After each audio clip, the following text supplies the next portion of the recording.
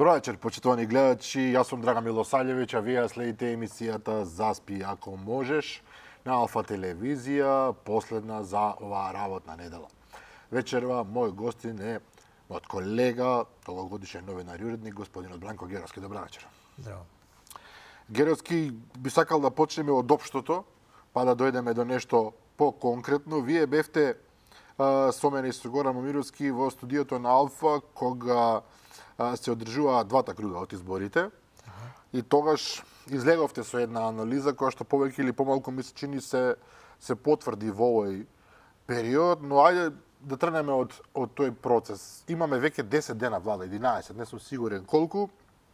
Имаме опозиција во која што се случија избори, кога мислам опозиција, мислам на СДСМ, се разбира, дуи е нешто друго. Можеме ли да кажеме дека почетокот на новата влада ветува дека работите наистина ќе тргнат поинаку?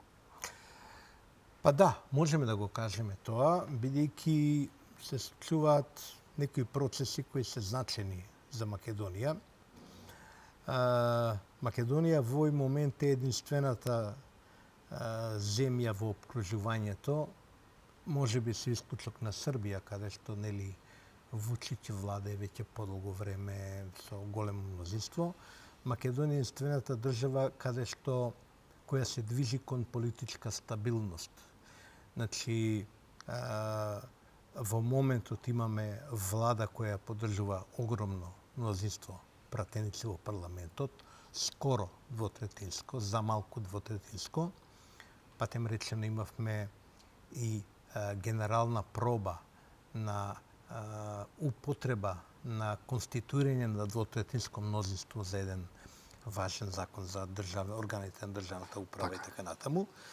Значи, имаме председател на државата, шеф на државата од истата партија на власт и имаме мнозинство од успешни градоначалници во цела Македонија кои се од истата партија на власт. И најважно од се, можеби, е што имаме релативно добри, стабилни, фер, коректни, другарски би рекол односи меѓу македонскиот и албанскиот партнер во владата, наспроти очекувањата на катастрофичарите од СДСМ, од пропагандата наоколу СДСМ, од дивизијата Шути и Рогати, од делот овој клуб интелектуалци, јавни личности што се вртат околу амбасадите, па и од самите амбасадори, дека по изборите, покрај победата на ВМРО-ДПМН, ќе настапи катаклизма, катастрофа, бидејќи нема да се успее да се најде албански партнер, дека ќе има уцени, дека ќе влеземе во период на меѓуетничка нестабилност, војна и што ја знам. Значи, генерално се движиме кон една политичка стабилност и тоа е основа да се зголемат очекувањата од владата, која стартуваше многу амбициозно на почетокот, дека и надежите дека ќе бидат остварени оние ветувања кои беа дадени во предизборието и некои први потези покажува дека овие луѓе во владата навистина сериозно мислат да се фатат со работа и тоа е добро. И знаат што прават, се надеваме. Околу односите во владината коалиција би можеле да потрошиме време, меѓутоа јас малку поинаку би го поставил прашањето. Дуј како се најде во опозиција, веднаш започна туку ја засили пропагандата дека албанците практично во Македонија сега стануваат граѓани од втор ред, што е малку чудно. Воопшто не ја признаваат делот од власта која што му припаѓа на Влен, на Вреди, на албанскиот фактор. И во секој чекор, буквално во секој потек до сега што се случи, што е наистина краток период, пронаоѓаат причини да тврдат дека на албанците им се случува, дури вчера употребија еден термин, етничко чистење во институциите. Значи, секој што ќе биде променет од објективни или субјективни причини, веднаш се прогласува дека тоа е на некој начин казна за луѓето само затоа што се албанци и дека албанскиот фактор во владата тоа го аминува, односно не е кадра да му се спротистави на ВМРО-ДПМН. Јас бев, да ви кажам, импресиониран од една теза од Изет Меджити, нели, од човекот кој веројатно алфа и омега на коалицијата Влен, тој што всушност успеа прво да ги спои, да го спои неспоивото во албанската опозиција, а потоа да спроведе веројатно заедно со Таравари, со Касами, со другите еден процес на многу сериозни преговори, фер преговори со Мицкоски. И он излезе со една многу интересна теза во одговор на ваквите обвинувања. Сега не можем да цитирам прецизно, но ќе ја парафразирам и ќе ја развијам малку таа теза. Во суштина таа теза вели вака: Дуи со давањето на привилегии, на пример работа без работа, на позиции без работа, на факултети на кои се штанцаат дипломи наместо да се дава вистинско знаење, во болници и медицински установи во кои работат медицински кадар кој е таму проформа, или со позиција во која сите економски директори на клиниките мора да бидат албанци. Зошто? Затоа што не се способни да бидат медицински директори. Всушност, Дуи создаде една перцепција и меѓу албанците самите, и меѓу македонците, дека всушност албанците се реално една заедница луѓе од, како да кажем, со пониско ниво на знаења. Луѓе од втор ред, заедница од втор ред. Која само добива привилегии. Да, дека тие се тука само заради привилегиите, иначе они не се способни тоа да го прават. Тезата на Меджити беше всушност дека тој начин на кооптирање, на поставување, на вештачко зголемување на квотите на албанците секаде и така натаму, всушност е антиалбанска политика. И тоа е реално така.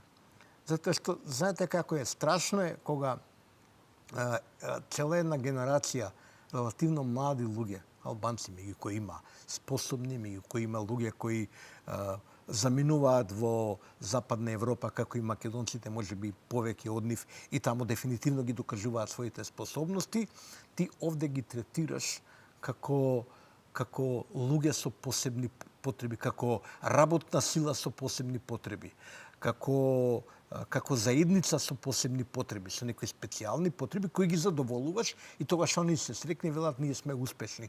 Не. Но не е така. Не е така. Ти создаваш перцепција дека тие луѓе всушност реално се неуспешни, дека се таму само затоа што се албанци по професија. И тоа е пар екселанс антиалбанска политика. Значи, сосема е обратна тезата од ова што се сака да го заговара сега Дуи. Но, знаете, тие тези ќе траат некое време, тие се фолклорни тези, меѓутоа ако немаат потпора во реалниот живот, тие ќе исчезнат. Ветувањата не беа дека сега Али Ахмети и неговите команданти ќе плачат и ќе објаснуваат и дека ќе зборуваат за етничко чистење, дека ќе шетаат по семинари, дека ќе шетаат по амбасади. Ветувањата, она што не се кажуваше, дури од Бујар Османи, или од еден од лидерите, председателскиот кандидат Бујар Османи, дека одма после изборите ние ќе предизвикаме Македонија меѓуетничка нестабилност, немир, дека тука ќе се случи кој знае што. Нема да се случи кој знае што. Процесот на бришење на економските директори, на измислените позиции, на позициите кои ги навредуваат албанците, интелигенцијата на албанците ја навредуваат, го води министерот за здравство кој е албанец. Таравари. И тоа го води, како да кажем, го води резолутно, го води одлучно.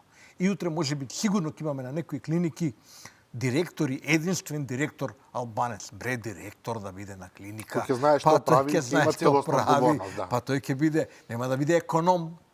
Тие луѓе беа економи, па ни тоа не беа. Беа, не знам, стави. Оние во градинките, како ги вика, тие беа економи, двор како се вика. Но господине Геровски, овде ќе согласам со ставот на Меджити, се разбери, многу убаво го објаснивте. има два момента. Од една страна веќе се враќаат таму од каде што дојда, условно кажано, челниците на ДУИ. Не знам, прочитав негде дека Артан Груби ќе биде професор по новинарство. Интересен момент е за нас, интересен за вас особено. Може би сега, не знам. Не, дека Груби ќе биде професор по новинарство на некој факултет. Искрено не знам дека бил професор по новинарство претходно, така што ако се враќа на таа позиција. Да. А ако допрва станува, Јас колку што разбрав се враќа на работното место што го оставил пред да влезе во силни политички води. и па тоа се тие работни места за кои збориме сега. Значи, измислени универзитети, измислени факултети. Не е тоа албанска специјалност, да се разбере. Апсолутно, тука имаме колку сакаме такви. Тука имаме, тука ние македонците не сме невини, нити како виновници, а не сме поштедени како жртви. Ние имаме универзитети од Мерков тип, колку сакате, низ Македонија. Каде што јавна тајна дека се штанцаат дипломи и се правиме сите наудрени дека е тоа во ред. И тоа е навистина навредување на интелигенцијата на една генерација млади луѓе која сега се раѓа, која поценуваме, кои ги сметаме тие луѓе за неспособни, за будали и кои на тој начин всушност ги бркаме од Македонија. Така е. Многу сум размислувал за тоа и имам и, да речам, и некоја и лична ситуација и лични познанства на луѓе кои заминуваат. Некои луѓе одлучуваат да заминат, те приватни причини, некои луѓе одлучуваат да заминат просто што не им одговара атмосферата во Македонија. Што е тоа во атмосферата? Па ова е тоа. Не е само заради парите. Понекогаш во Македонија тие луѓе многу поубаво се живеат колкото живеат, да речеме, Но доста им е од страна. систем што не е систем, апсолутно. Па навистина, луѓето треба да се реализираат и професионално, и да се покажат, и да се експонираат во заедницата, и да значат нешто. И што ќе значат сега ако ги набутаме ние, ако му поклониме диплома некаде од некој таков безвезен универзитет. Сега може и да се магистрира наистина и дури Да, да се докторира. да, Тоа е нешто. да. Тука знам ова не е тема можеби на разговорот овдека, но еве само кратко. Мислите дека треба да се направи напор да се укинат добар дел од тие универзитети како начин да се оправат работите, или можеби треба да се поострат многу критериумите објективно, да се поострат па навистина да биде, што мислам дека тешко ќе оди. Бидејќи тие универзитети имаат обврска да набават толку и толку професори, да имаат просторија и Ја мислам прво автономија да кажуваат кој ќе биде дипломиран или не. Мислам дека ако на страна на побарувачката на кадар, значи кај работодавците, вклучувајќи ја државата како еден од најголемите, ако не и најголем работодавец, се случат посакуваните промени, а промените треба да јат во насока на тоа дека државата сега мора да регулира како и стопанството квалитетен кадар, инаку нема да може да функционира, тогаш дефинитивно тие одштанцани дипломи, тие фалс дипломи или како сакате речете ги, ќе изгубат своето значење и природно од настраната на поборувачката ќе се случи една трагедија каква што треба да се случи, еден помор. Но тоа пазарот би го регулирал природно ако се постават такви рамки. Јас сум либерал по победување и верувам дека пазарот тоа лесно ќе го регулира ако му се даде шанса. Ако му се даде шанса, да. Поентата во Македонија што долго време во период во овие 7 години на владењето на СДСМ, па и претходно би рекол, па и во оние претходни влади на СДСМ и на ВМРО и така натаму, не му се даваше баш шанса на пазарот да ги регулира овие односи. Пазете, има многу земји во кои не е неопходно луѓето да имаат факултетски дипломи, универзитетски дипломи да работат било која работа кај нас. Сега навистина може да не застраниме со темава, но сакам да кажам дека луѓето заминуваа на универзитети затоа што и нема што да прават во животот. Буквално го продолжуваа некакво течение, не да бидат во купуваат време, буквално. Купуваа време, купува утре позиции во, не знам, во партиите, па преку партиите во администрацијата и ние сега се преполнивме, ние сега имаме администрација катастрофална, огромна, и гломазна, и троши многу пари, без мерит систем и така таму. Јас искрено очекувам дека новата влада тука ќе полага најтежок испит, бидејќи ние мора во Македонија да имаме мерит систем во администрацијата, значи систем за гледачите кои можеби не им е фамилиарен близок тој термин, систем во кој ќе се напредува, прво ќе се вработуваат луѓето, ќе се напредува врз основа на вредности. Значи, способните ќе добиваат шанса. Како што Неспособните така ќе треба да чекаат. биде? Ќе Неспособните чекаат ќе чекаат или ќе се обидат да станат способни, да се оспособат. Тоа е правилото во животот. Па тоа и го ветуваат. Ајде да видиме како ќе оди. Меѓутоа кога сме кај албанскиот фактор, уште нешто ме интересира вашиот став, бидејќи навистина многу го следите тој дел од политичкиот спектар. Изет меѓути го рекавте и алфа и омега тамо, и има логика, да не забораваме тој го напушти Дуи, од една страна, од друга страна се работи за коалиција во коалиција, нели така, 4 партии плюс условно оној пети партнер од самоопределување на Албин Курти, кој што е неформален каков и да е. Може ли таква коалиција да обстои на подолг рок? Затоа што имате 4 команданти. Сега едниот е председател на собрание, другиот е министер за здравство, третиот е вице-премиер, четвртиот е градоначалник, сите имаат мокни функции, сите имаат партија во која што имаат главен збор. Може тоа долгорочно да обстои, бидејќи Дуи до сега секогаш функционирала како стрикно позиционирана, хиерархиски поставена партија во која што се знае кој е бос на сите босови, уште еден двајца до него и тоа е тоа. Овде имате 4 команданти. Па две од тие наши султан партии, командантски, кај што се знае кој е султан, кој е калиф уместо калифа, кој е Изногут, да. Изногут, нели, кој е шеф на харемот и така натаму. Две од тие такви многу тврдо структурирани, поставени хиерархиски партии, каде што шефот на партијата ги определува, ги избира буквално шефовите на партиските комитети низ државата, две нови избори доживеа катастрофа. И Дуи и СДСМ. СДСМ е таква партија од 2013 година, Заев ја направи таква партијата. И пред тоа беше султан партија, ама на еден поинаков начин, по принцип на силен авторитет на чело на партијата. Така што ова е интересен експеримент. Не знам дали, не сум се видел со луѓе од како стана на власт. Сега ја одмараме, едни од други одмараме. Да, тешко е да се дојде до некој луѓе, да. Не, ја не се и трудам, затоа што тоа е мојот стил, јас сакам луѓето да им дам, сега имат толку многу работа, секој ден се забавлjaат со амбасадори, уште ја да им се качам на глава, бидејќи нема амбиции, нели, тоа е основно. Има луѓе сигурно им шијат одела, им се јавуваат, кај сум ја, што си ти, да. Така натаму. Ја такви амбиции немам такви идеи. Но сакам да кажам, не сум се видел да ги прашам имат ли намера да прават една цврста структура. Но ми личи до сега, веројатно поради персоналниот стил на Меджити, поради па и стилот на Таравари и на Касами, дека ова вака до сега функционира сосема добро, сосема коректно, а некои помали партии, да речем, или подруги партии, сега веќе и помали партии, кои се онака цврсто структурирани, внатре доживуваат распад. Знаете, кога имате силна партија, јас малку претендирам на тоа дека се разбирам тоа како изгледа партија. Сум гледал партија од внатре, во младоста, дури сум бил член на таа големата партија. Добро. Нели? И активен и тоа член и така натаму, и на тие структури. И знам како изгледа. Вие може да имате хиерархија по вертикала, може да имате ова, меѓутоа партијата може да се распаѓа на фракции, по хоризонтала. Сетете се кога, например, Лјупчо Георгиевски, да го спомнеме, тој лик беше, како да кажам, неспорен лидер, икона на ВМРО ДПМН, од тоа партија секоја втора година призлегуваше по некоја мала партијичка. Така беше, да. Те е ВМРО вистинска, те ВМРО народна. Додај му ВМРО и додај некој таму плюс. Таква, ама тоа бе од луѓе од партијата, значи се распаѓаа на фракции постојани.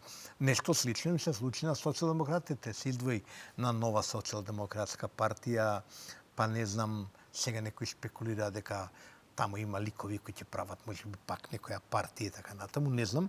Сега да кажам, не гарантира тоа дека ако направите султан партија, дека султанатот ќе функционира надоле перфектно и дека ќе победува на избори. Ете не победува на избори. Ете таа машина тврдо врзана, ова секој штрафче се знае пристрафено фино и така натаму, не функционира, не работи. Значи можеби ќе излезе авангарда целава работа со албанскава коалиција. Интересен е како феномен, затоа и сакав да ве прашам. Од друга страна ВМРО ДПМН се чинија контролира целосно ситуацијата, со 58 пратеници се навистина мокни, ги имаат, знам, како некаков регулатор на вреди, па и обратно. Се чувствуваат веројатно комотно со градоначалниците плюс. Меѓутоа, премиерот Христијан Мицкоски од самиот почеток додека, не знам, најавува инвестиции, додека оди тамо и објавува што се ќе се прави, што е вака во ред, во неколку наврати доаѓа во конфликт. Не може да наречам конфликт, меѓутоа во одреден вид на судир со соседите пред се. И денеска имаше некакви пораки испратени меѓу него и од една страна и од друга страна Радев и Мицотакис, кои што па и те се среќаваат меѓу себе, кој ги за некакво потврдување на стратешки некакви интереси на Бугарија и на Грција, во ред, ние не може да им се мешаме. Меѓутоа, нивните заеднички пораки во последниот период се јасни дека тие имаат намера да продолжат со политиката која што ја тераат до сега, апсолутно. А од оваа страна веќе во трет наврат, ако не се лажа, Мицкоски упатува пораки, дека нема да може како до сега. И тоа е прилично јасно, резолутно кажано, не може како до сега. Мојот впечаток е дека Мицкоски се бори во себе на дневна основа меѓу потребата да биде реактивен, значи да реагира кога ќе се соочи со провокации од типот на Радев, нели? И од друга страна од својата желба, разумна желба и паметна желба да ги затвори тие теми, да не ги отвара темите, да не отвара фронтови таму кај што нели не треба да се отвараат фронтови, тоа малку ќе го подобјаснам. Слободно. Што тоа значи.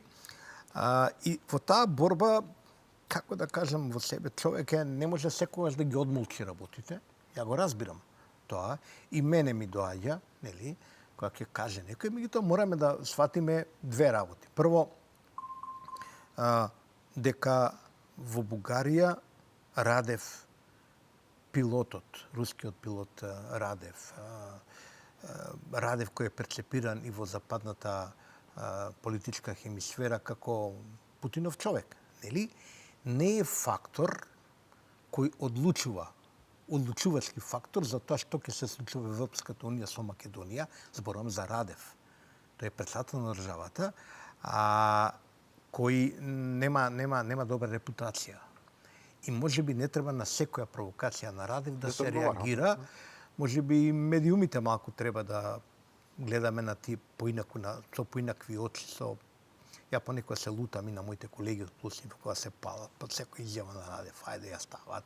Не знам, тие се жестоки изјави ова, ама тоа перпетуираме на исти изјави. Ако неки им даеме вето, мора почитува тоа, мора ова, она и така натаму. Тоа се исто. Вртење на еден исти филм. Она медиумите си бркаат тираж, како да кажам, гледаност и читаност. Да, ама реално нема импакт она што го кажува Радев, како тоа би го кажувало една мокна, стабилна бугарска влада. Каква што Бугарија нема и ќе нема во следните, по мене, 6 месеци до година дена сигурно, нема да се формира таква влада и мислам дека на тој фронт барем во однос на Софија, Мицкоски и оваа влада ќе бидат прилично лабави, ако не се печат постојано на изјавите на Радев, бидејќи тие не им е контрапарт, не им е соговорник Радев во приказнава, апсолутно. Иако тој би сакал така да се представува како човек кој што ги држи сите конци во својот. Нормално, може на крај така ќе излезе поделбата на извршната власт во Бугарија да тој стане тоа, но во овој момент не е. Таму има многу сериозна, како да кажам, поделба на мокта, како на леопардова кожа моментот е состојбата во Софија и тоа тешко дека ќе се издиференцира една мокна структура со стабилно политичко мнозинство, да речеме имаме стабилна влада во Бугарија. Од друга страна, Мицкоски тоа добро го почувствува, ние реално со грците немаме проблем. Грците би сакале да кажат, би сакале да наметнат мислен став. Може би и се договараат со бугарите да го форсираат тој став, дека немаме некаков кој знае каков проблем, ние немаме таков проблем. Преспанскиот е завршен и сега што? Преспанскиот договор е многу во Македонија, од наша страна, од втората страна, како што пишува во договорот е, многу сериозно имплементиран.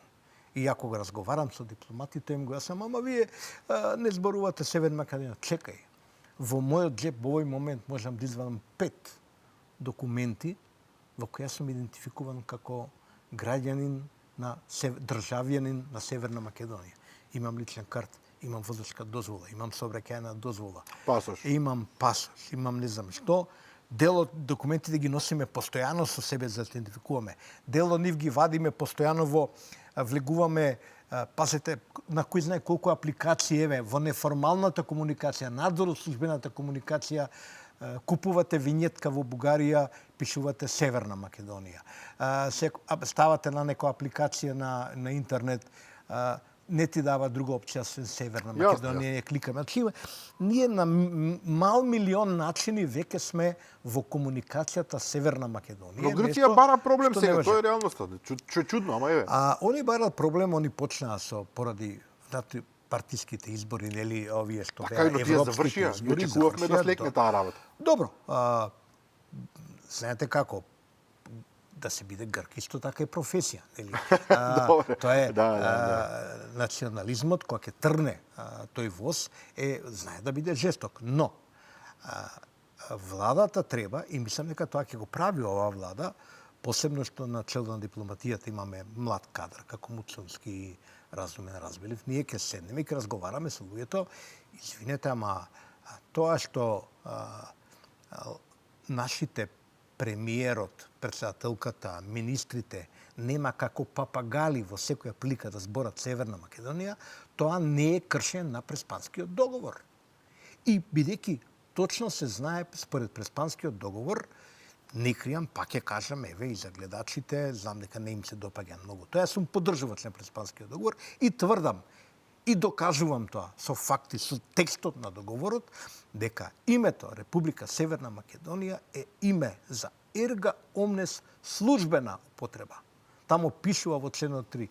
Официјалното име на втората страна е Република Северна Македонија. Цитирам конкретно, директно. Да, било кое име, било какво име, би пишувало името на втората страна, не пишува официјалното име. Тоа официјалното име во превод значи службеното име, за службена комуникација. Но тоа ги ве абстрахира од обврската приватно да го користите. Тоа толку се подразбира. Не само приватно, не е и секоја употреба, не е секој настап на јавните личности службен.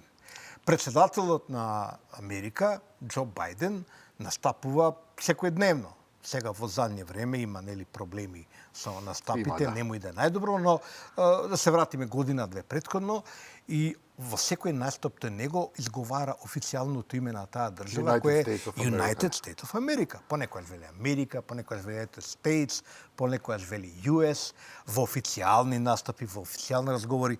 Подете кај нашиот грчки сосед. Јас ги убедувам луѓето. Кој е официјалното име на нашиот грчки сосед? Се вика Република Грција. Не, ве молам, одете кај пред грчката амбасада. Овдека и на вратата пишува. Таму има табла и пишува тамо како се вика официјалното име на таа држава. Хеленик Репаблик, Еленики демократија. Кога сте чуле да некој од грциве каже Хеленик Репаблик? Тие го усвоиле, го прифатиле тоа име Република Грција, се нарекуваат Грци и така натаму. Горди се со тоа. Мене ми се пријатни кога така се нарекуваат.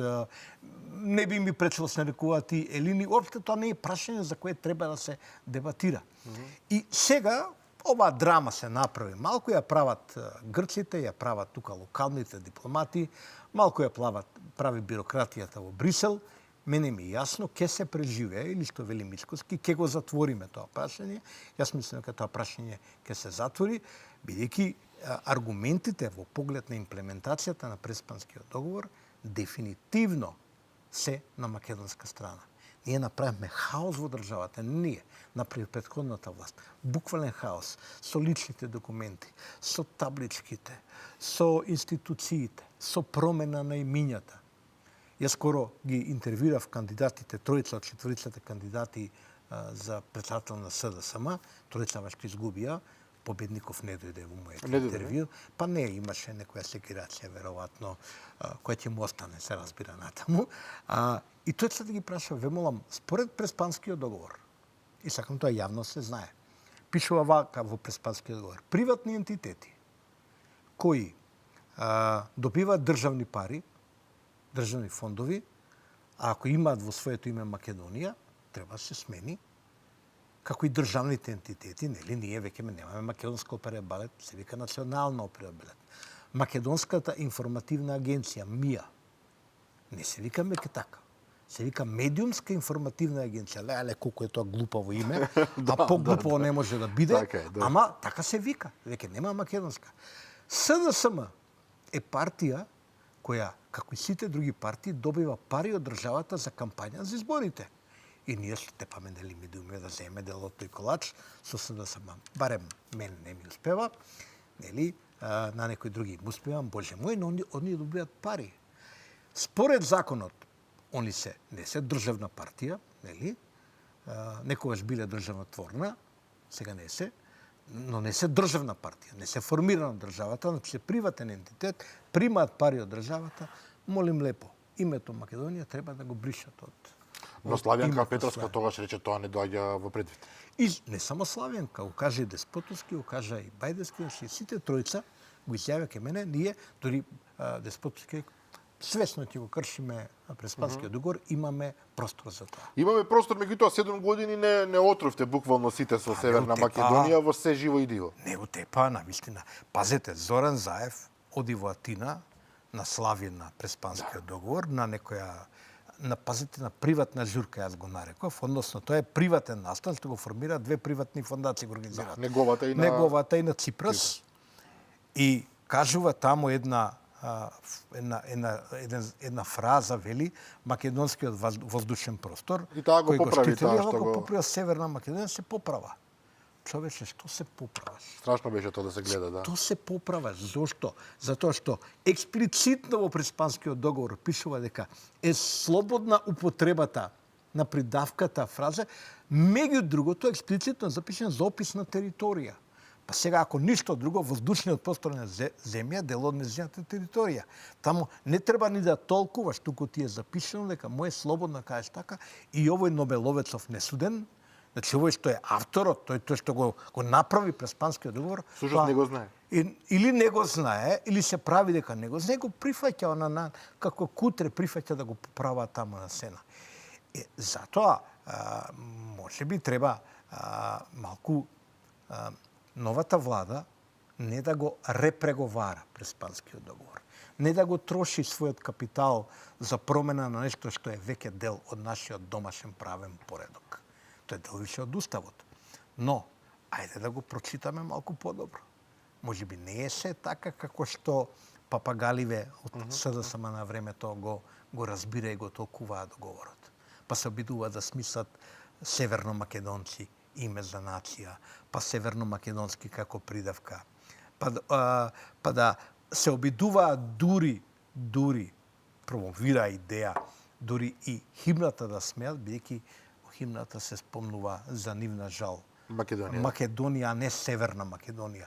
Па се сетете се на оние приказни, зборуваат така министри, замислете, Заев зборуваше, вели вака, во народно-освободителната борба во Северна Македонија... Глупости, да. Ало, народно-освободителна борба во Северна Македонија. Кога имало народно-освободителна борба овдека, не постоела ни македонската држава се уште. Значи, дури не можеш да кажеш ниво република во Македонија, ниво, не знам, социјалистичка република. Но тоа не е елементарно непознавање. Тука има и некоја позадина која што ќе треба да и се најде некогаш. Како непознавање?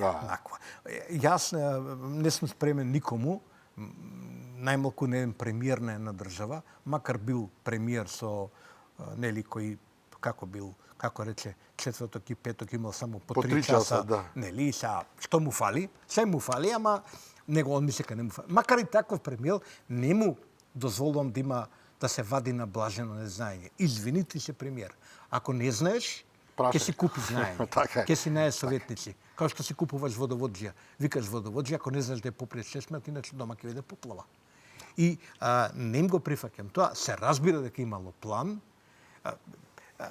Професор Денко Малески, например, во една колумна, имено горе-долу ни го соопшти планот кој е на оваа драма што се создаде, како председателката Гордана Селјански еднаш кажа кога се колнеше, рече Македонија, Македонија наместо Република Северна Македонија, он напише на колумна, ние ќе дојдеме во ситуација да сме во војна, веројатно метафорички мислеше професорот, но во војна со Грција. А во војна со Грција ќе направиме заедна изјава. Ма ве молам, тоа е дел од нечи план. И професорот, може би, веројатно свесно или несвесно, или со добра намера, ја секојаш верувам во добрите намери на професор Малевски, покрај се, но тој звонеше, вели, овде постои сериозен план. Тешка е таа дума. Да кажеш ти ќе имаме војна ние со некого. Како бе војна луѓе 2025 уште малку ќе стане. Која војна бе? Нормални ли сте ви? За каква војна ќе зборуваме? Но некој очигледно се преиграл во сите тие планови. И сега многу е важно, бидејќи дипломатијата наша ќе мора да се фати во борба со сите овие предизвици кои што ги остави практично претходната влада. Меѓутоа во исто време се наоѓа во ситуација во која што ние веќе имаме дипломати поставени на стратешки места, кои што се чини не се баш расположени да ги бранат позициите во новите околности. Токму на вашиот портал денеска прво беше, ако не се лажам, објавено дека амбасадорот Мемеди ќе биде вратен во Скопје. Да, тој е вратен на консултации, така тоа се вели, кој ќе го викнете амбасадорот на одморче. И веќе да си остане таму. Нема што да се многу консултира, бидејќи знаете, он направи еден гаф кој го признае претходната влада и неговиот шеф тогашен Бујар Османи. Не била негова обврска, ниту право да кажува дека се неважечки. Информира италијанската влада или било кого таму дека биле важечки или неважечки пасошите на кои пишува до кога се важечки. Патем речено. Значи, мислам дека дипломатијата, за разлика од порано, сега ќе биде во добри раце.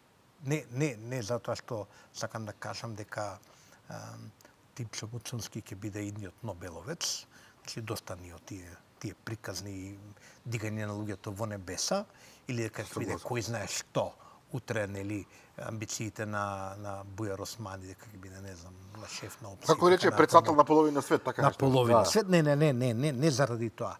Туку затоа што прво, во дипломатијата ќе се работи тимски, затоа што своја улога ќе има премиерот, своја улога ќе има председателот, ќе имаат советници и мислам, и ќе се залагам јавно за тоа, да се работи по принципот на мирна вода брег рони. Значи, ќе треба да се работи упорно на дневна основа, бидејќи дел од прашањата така и се решаваат. Импресивно, неочекувано беше, знаете колку се возбудивме, кога во пописот во Албанија, таму нас не запишале како северно македонци. Да. Односно не нас, туку нашите сограѓани, македонци кои се во таа држава, нели, оние што не станале, не се произвеле во меѓувреме во Инстат бугари, да. А сега таму има стануваат Инстат бугари, таа се попишуваат, но овие што се изјасниле како македонци, ги запишале како северно македонци. Да беше претходната влада на власт се уште, никому немаше во Скопје, од Скопје да му текне од она зграда покрај Вардар на МНР, да прати една нота или да дигне еден телефон. Тоа што го направи Муцунски, да. Рече, дајте што е ова, зашо пише Северно Македонци, кога ова е опрска вака и вака, не постои. Не постои ентитет Северно Македонци. И го поправија. Луѓето го поправиле. Рекоа, извините, техничка грешка. Значи, не велам дека сите прашања ќе се решаваат вака едноставно и лесно, ќе има многу тешки прашања, ќе има многу убедување, многу работа, ама не почнува светот од претходната влада, од Бујар Османи, од Маричич, не го измислија тие светот. И пред нив имало дипломати, сме имале председатели, работеле, сеќава. Јас секогаш подсетувам на зборовите на Киро Глигоров, кога многу сум го критикувал во, може би токму за тие зборови, може би затоа што во тоа време сум бил помлад, понетрпелив, пожесток и така натаму. Киро Глигоров имаше една крилатица која велеше времето работи за Македонија. И сега имаше разни предлози за името вака, така и они ги одбива, вамо, таму, и кога ќе се собереа младите јастреби во тоа време СДСМовци или луѓе, интелектуалци, професори кои велеа, ова е добра идеја, Република Македонија во Заград Скопје во тоа време предлогот одличен предлог е таму. Киро беше тврд, не го менува. Времето работи за нас, Во тоа време жестоко беше критикуван, меѓу другото од мене, но кога ќе размисли човек, понекогаш реално времето работи и за тие што се малку трпеливи, ама што си работат, што си ги врзале камилите. Нели, што не чекаат Господи ми заврши работата, ќе си ги врземе камилите, ќе си поработиме малку на ова и полека времето ќе работи за нас. А како што гледам како се менува Европа сега во овој момент и на каде трнала, изгледа ќе го имаме сето време на овој свет. Нема да иде тоа така брзо се во Европа, како што се надева овие инстант како да кажам, европејци само од Европскиот фронт, нели, кои еврофанатици, нели? Но зборот ме беше геројски, го спомнав на господинот Мемеди чисто како пример, меѓутоа имаме повеќе луѓе, и јас имам информации дека некои наши амбасадори сега во моментот што се на позиции всушност не работат според условно кажано новите правила и принципи, туку сакаат да остане по старо. Да не речам ја колош од својата земја, ајде. Така е, па ќе бидат викнати во Македонија на консултации, на семинар, што би се рекло, ќе им се направи воркшоп и ќе им се објаснува дека доволно долго како треба да работат и како треба да ги застапуваат своите интереси. Некои ќе разберат.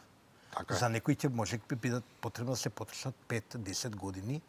Некој пат одма ќе се процени дека овие никогаш нема да разберат како се работи својата земја. Па така е тоа кога се образуваш, па кога идеме на факултети, не завршуваме сите факултети, нели, или на воркшоп, не мора сите да бидеме успешни. Така е. Просто тие луѓе што си ја колешат својата земја, не смеат да бидат дипломати.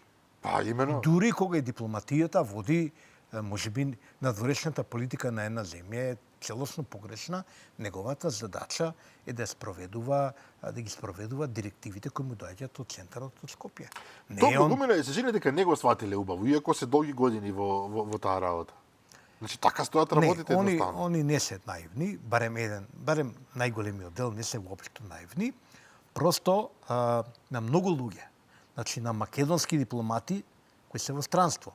Потоа, на странски дипломати кои се во Македонија. Јас скоро на еден висок западен дипломат имав исто прилика да му кажам тоа, ова што ќе го кажам и сега, а тоа е дека тие се уште не го преживеале поразот на СДСМ. Оти многу луѓе беа впрегнати, и наши дипломати надвор беа впрегнати во намерата да се донесат што повеќе гласови за претходната влада, за СДСМ и за ДУИ. Многу дипломати западни тука го работеа истото. Да. Отворено, директно, грубо, и непринципиелно навиваа за СДСМ и за ДУИ, и јас тоа без никаква скрупула, со сиот ризик утре некој да ме обвини, ти си против, не знам, против американци, одма путинист, добро, јасно, да, одма... Све сум тоа. Значи, све што ќе им текне, се сум тоа, но сум во право за оваа работа. Работеа. И сега што се случува? Настана пресврт и тие, тоа им го кажав на еден дипломат, и викам, ви сте сега во процес на учење. Што? Треба да научите што се случило во Македонија. Како тоа се сврти климата. Зошто изгуби? Зашто изгубија тие за кои вие навивавте? Зошто не пројде агентата? Зошто имаме еден тренд непријатен на опаѓање на евроентузијазмот во Македонија? Зошто во една земја во која се веруваше, ја 100 пати ќе го кажам, тоа ќе искористаме во прилика, зборот европеизација во Македонија, мора младите тоа да го научат. Во крајот на 80-тите години, значи пред распадот на комунизмот, во самиот распад на комунизмот и во почетокот на 90-тите години, овдека беше синоним за демократизација, за либерализација на пазарот, за вредностите на еден друг свет кој не беше комунизам. Тоа беше зборот европеизација, разбирањето. И тој збор се говореше најмногу во тогашната комунистичка партија која се реформираше. Тоа беше името на реформите во Македонија. Од тој период за ние денеска после 30 години дојдеме во ситуација да под европеизација, односно под она што ни го прави нас Европа, односно да бидеме прецизни, европските бирократи овие од Брисел, нели, некој некојаш ги нарече бриселјаци, нели, малку погрдно, ама еве да го употребиме тој збор, зашто да не. Ова што ни го прави нас овдека е нешто што кај луѓето се доживува како грдотија, како напад врз идентитет, врз нашите чувства, како напад врз македонштината. Како беше можно тоа да се случи, да се доведеме во таква ситуација? Тоа е она што сега, мислам дека и странските дипломати во Скопје го учат, се обидуваат да го сватат како се случи се ова, кај отидо нашите пари што ги дадовме. А многу пари се дадоа. А многу пари дадоа и по медиуми и секаде и така натаму.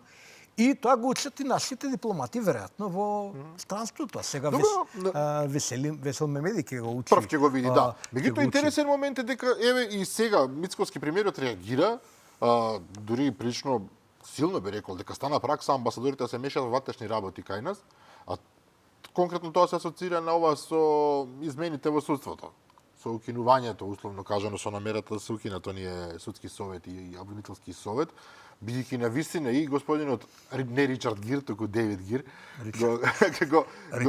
го промаши, а Ричард Гир го нарекува пред некој ден, и господинот Агелер речиси им промптно излегува, па чекајте, па не може, се тоа не е нивна работа реално. Мицкоски ми ги зеде да речам, баш мислев да пишувам еден мал коментар на таа тема и он ми го стварно не сме се чуле. Добро. Морам да ги јавно да кажам, ама ми ја зема тезата. Бидејќи навистина е така како што вели Мицкоски. Добро, ако хокеарската промена на судскиот совет е нешто што не е добро, нели? А довербата во судството Е нула. Е нула, минус, а све практично тргнува од тоа тело, нели? Тоа е тело каде што го именува, тоа е нешто што можеме ние да го промениме. Мислам, ние, политичарите, извршната власт. Се друго самите суди го прават. Нема друго, нема што да прави извршната власт понатаму. Стасува до судскиот совет и натаму пипни стои. Нема пипање надоле. Значи не може владата да смени судија. Не може владата да смени обвинител, да постави нов. Ништо од тоа не може да направи. Ниту да им смени закон, ниту ништо од тоа не може да направи. Тие се друга власт, апсолутно. Тоа се друга власт. Овдека е единствениот допир меѓу двете власти. И сега, удирот, поентата е, критиката е на сметка на извршната власт. Одма се договориме. Со право, бидејќи извршната власт, владата во Македонија, го пропасти судството сите овие години. Истите се судиите и обвинителите, да не се лажеме. Истите случаи од времето на Црвенковски до денеска. Како кој дојде на власт, ги пристрафуе, овие одма се вртат, као сончегледи, кај е сега, кои вршат работа, одма се поставуваат тие линии на влијание, купување, корупција и така натаму. И сега тоа треба се промени, така, критиката на власт. Тоа е начин да го променим. И овие вели не може тоа да го направи. Добро, кажете вие начин, да, убаво. И ја тоа сакам да напишем, добро, ако не може, може вие таму во Америка, знаете или не подобро, знам, во Велика Британија, од каде што е Ака Ричард Гир, Дейвид Гир, нели? Може они поинаку тоа го прават, се сомневам, кажете ни како. Може би има некоја алхемија, може би има некој таинствен рецепт кој може да се примени. И ја би одговорил така, се спремам, велам така одговорам, затоа што мислам дека тоа е некоректен притисок на странските дипломати и до тоа ниво мислам дека треба да им се одговара на таков директен, отворен, искрен, другарски начин. Господите Агелер... Прифатат ли тоа? Со оглед на моќта што имаат државите што ги представуваат. Тука зборуваме се разбира за факти. Видете вака, ја можам да посведочам како некој што повремено има контакти со странските амбасадори и дипломати, кои ќе не виктат на некој прием, некој 4 јули, токму денеска, иако прославата беше завчера. Завчера бев на таа прослава или во некој потесен состав. И сега, кога разговараме со тие луѓе,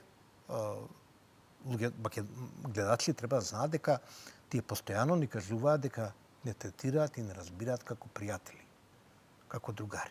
И јас морам да кажам, морам постојано да го нагласувам тоа, дека Соединетите Американски држави не американските амбасадори, туку Соединетите американски држави, со својот систем на вредности, со својата мок, со своите геостратешки интереси, реално придонесоа многу да оваа наша држава биде независна, самостојна, да биде надвор од скратената Југославија и така натаму, и тоа ние не можеме да го цениме. Значи, што сме ние?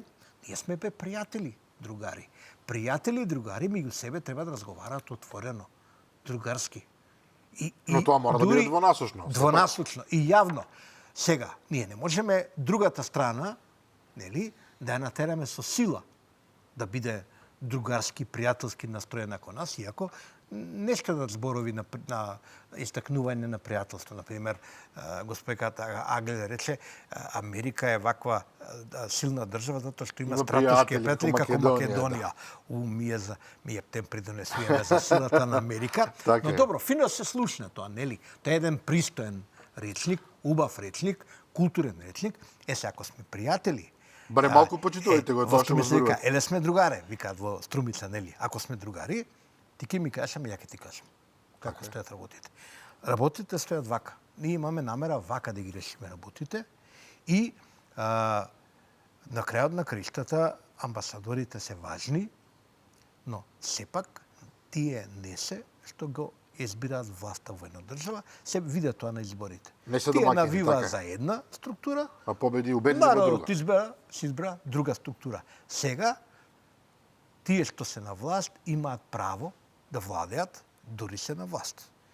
И тоа мора да го почитуваат амбасадорите. И јас сум убеден да немате дилеми дека тоа ќе го почитуваат. Сме го збориле тоа во емисијата. Јас ја мислам дека во ноќта на вториот круг тоа ги реков, без драма, без возбуди, тогаш правевме комбинации. Ке може, нема ке да може. Не, викам, одма. Првата задача е што ќе направат амбасадорите. Ќе почне да се ги викаат еден по еден министрите, ќе ги испитуваат, ќе им даваат шанса, можности, ајде позитивни да бидеме и така натаму. Така функционира тој. Амбасадорите во една земја се представници на властите во таа земја. Американската амбасадорка е американскиот претседател во Македонија. Да. И претседателот, власта, соработува со власта. Не со опозицијата. Не со опозиција. И сега нормално е, они, колку и да им ги обожава ЛДСовците, па Маричиш, па тие фини, па лево, па десно, па барбекю, па јадеме, пиеме. Се е тоа убаво. Ама реалноста е Ама кога ќе доеш са бајле, таму има у тоа министерство некој министер кој се вика не знам како, па ќе си го викнеш на кафе, па ќе го запознаеш кој е, што е, па што ти е планот, па како, што.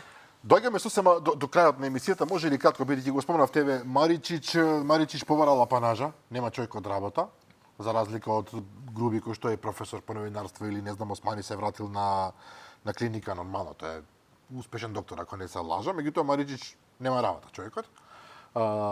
СДСМ избра нов лидер, начинот на кој што го избра сите го знаеме, нема потреба сега нешто посебно да елаборираме.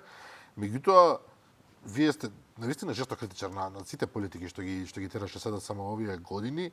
Гледате простор дека таа партија во скора иднина ќе може да се опорави од ова што и се случи или тешка работа? За жал не гледам таков простор, морам да го кажам тоа, иако најмалку што сакаме да бидам критичар на една опозицијска партија која е во сериозна криза. Значи, бар да е јака, па да ја критикувам некако. Сега ова јака во криза, тоа е како на мртвога германца Шамаро Палише работава е. Или нож извадија, не знам како беше. Нож извадија беше тоа Кумановски. Не би сакал тоа да така прозвучи, но од друга страна, стално сум го истакнувала тоа и пак ќе го кажам. На Македонија е потребен еден силен СДСМ. Или барем една силна партија од социјалдемократска, од левоцентристичка провиненција, бидејќи убаво кога имате во држава, демократија има кога има чекен баланс, кога имате силна власт, ама и силна опозиција, кога опозицијата може да наметнува своји идеи, да блокира процеси кои не се добри, бидејќи по друга страна апсолутната власт апсолутно расипува. Нели, тоа е позната максима. Така што СДСМ нема да биде скоро таква партија, бидејќи се го перпетуира начинот на избор го перпетуира истиот модел што се воведе во 2013 година, а тоа го нареков ја Султан партија, каде што лидерот ги бира, ја бира целата партиска база, значи по вертикала, од горе надоле, ја поставува целата структура на партијата и после структурата на партијата така му е верна.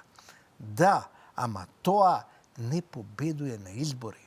Тоа не носи резултати на изборите, бидејќи луѓето така се постуваат по принцип на неприфатлива лојалност, по принцип на клиентилизам, по принцип на, не знам, очекување утре кога ќе дојат на власт, мене ќе ме стават нешто во општината, на клиника вамо. Тоа не е здрав принцип на една партија. Имало периоди кога СДСМ бил сериозно моќна партија, сериозно државнотворна партија. Таа партија имаше несреќа да спроведува десни реформи. Кај се видело и чуло комунистичка партија, таа беше партија наследника на комунистичката партија, да. спроведе приватизација во државата. Практично го укина општествената собственост и воведе приватна собственост во Македонија во еден модел за кој јас имам искрено добро мислење, некој има лошо мислење, но не е важно, тоа заврши и целиот товар на тој процес кој беше неправеден, луѓе останаа некои без работа, ова падна на теретот на една левоцентристичка партија како СДСМ, наследник на комунистичка партија, па и во тие периоди сериозно водеше битка, има сериозни кадри, во таа партија имаше еден куп професори, сеќавам Црвенковски во тоа време потроши не знам колку правеше реконструкција, тоа беше стилот реконструкции на владата, една, друга, трета реконструкција. Тоа професори од правен, економски факултет, тоа. Но сега речиси ги нема тие. Сега погледнете, а сега структурата во СДСМ и сега. И се ви е јасно. И се ви јасно сега. Бирај аго што ти душа драга, од кога да бираш, што да бираш. Нека им е со среќа. Бранко Геровски, благодарам за вечерашното гостување. Ако сватив добро, заминувате на одмор многу брзо. Да, малку ќе одбориме, па потоа. Па не сме на власт ние сега, може кој што мора да работи, нека работи, некој мора да носиме лаптопи, телефони, све што треба за се биде нас, во тек. да се биде во тек, да не дај Боже ако се случи нешто добро во држава да пофалиме или не дај Боже ако не нападне некој војнак отвориме со некого, нешто со Грција, да речеме. да, не да може да бегаме нели на време и така. Така, ви благодарам за гостувањето, ќе имаме повторна прилика, сигурен сум. Почитувани гледачи, тоа беше се за вечерва и за оваа работна недела. Утре во 15 часот е сепак репризното издание кое што ќе може да го погледнете, а јас ви закажувам нова средба со мене и со нови гости во понеделник во 22:30. До тогаш пријатно.